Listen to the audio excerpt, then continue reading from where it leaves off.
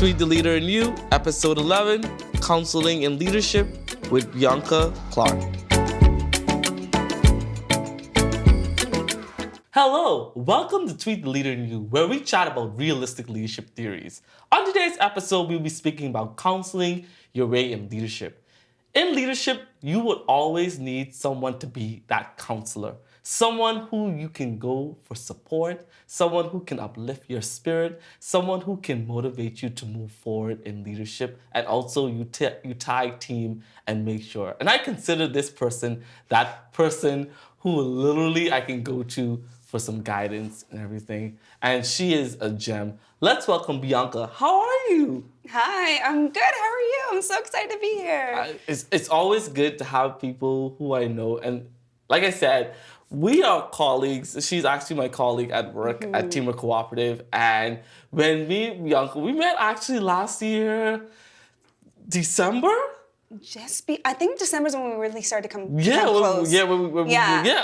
We met like at the ending part of November, in December, and our connection like really clicked into actually in a positive way to move forward and to talk and have open discussions and to help our minds open up a little bit on different perspectives. And she's one of the persons who I look up to for feedback on a positive level in order for me to grow more as a leader. So Bianca, tell me a bit about yourself before we go deeper into the conversation. Absolutely. Well, as you've introduced me, my name is Bianca Clarke.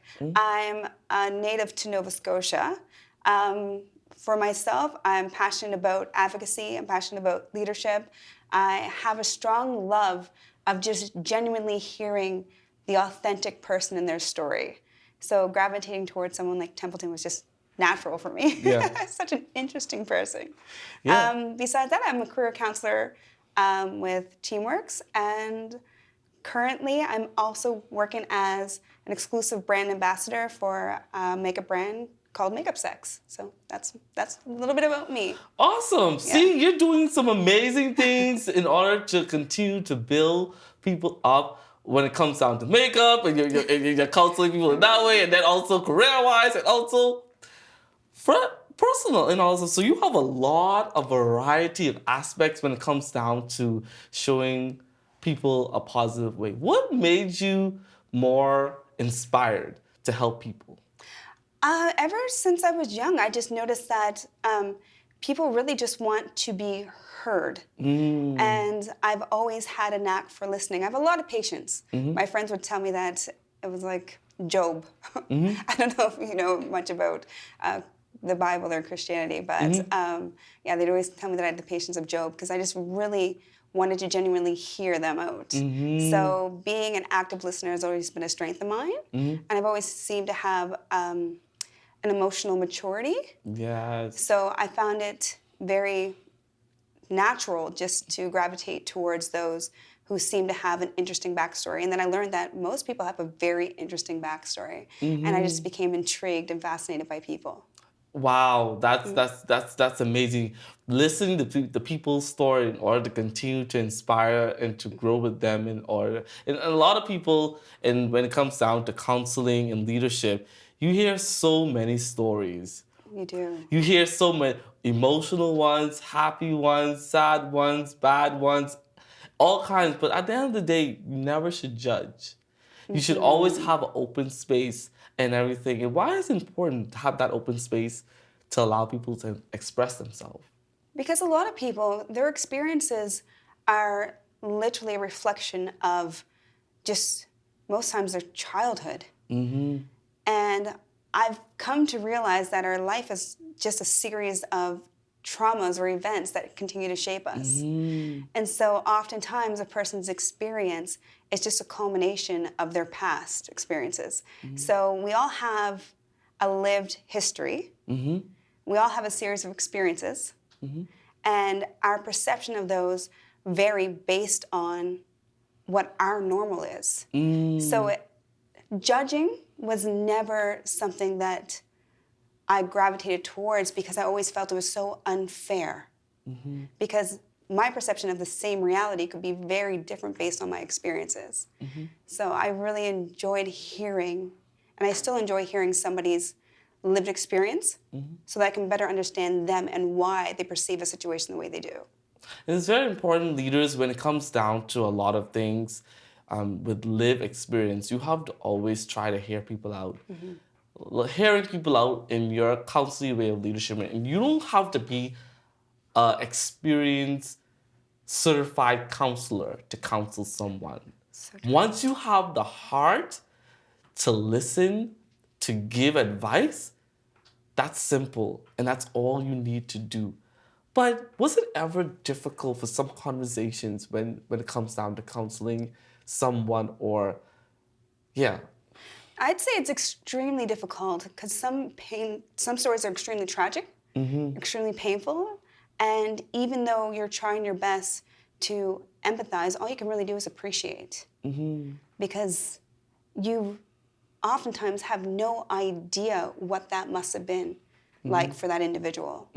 So as much as I can appreciate their experience, I can't begin to apologize or, actually relate because a lot of times it makes me reflect on my own as though I've lived a very great, almost privileged life here. And so when I hear some other stories, I'm just like, my gosh, I can't imagine what that must have been like.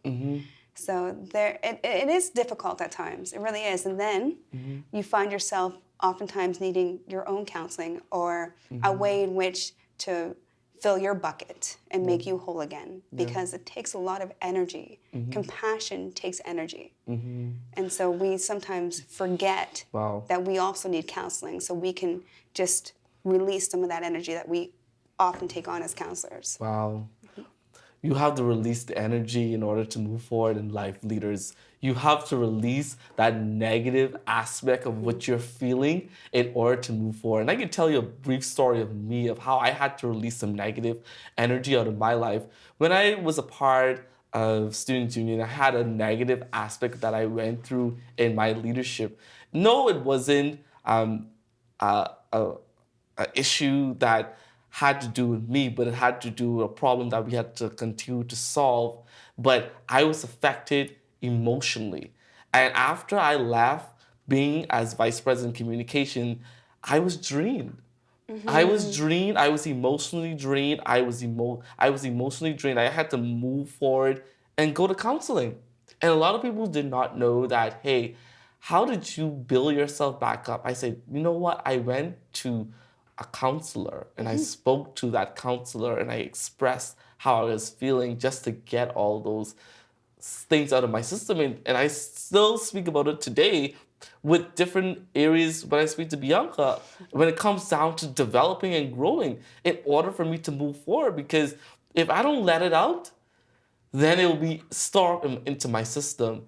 And is there any advice that you would give to anyone who is hurting and don't know how to let their anger out in order to have the positive consume back in them? You really just have to find what brings you peace. Oftentimes I hear people want to strive for happiness, but happiness is just your moments of joy. Happiness is something that, yes, it is possible, yes, it is there, but when you strive for peace, happiness is just a byproduct of that. So oftentimes we get so fixated on what makes me happy instead of what brings me peace.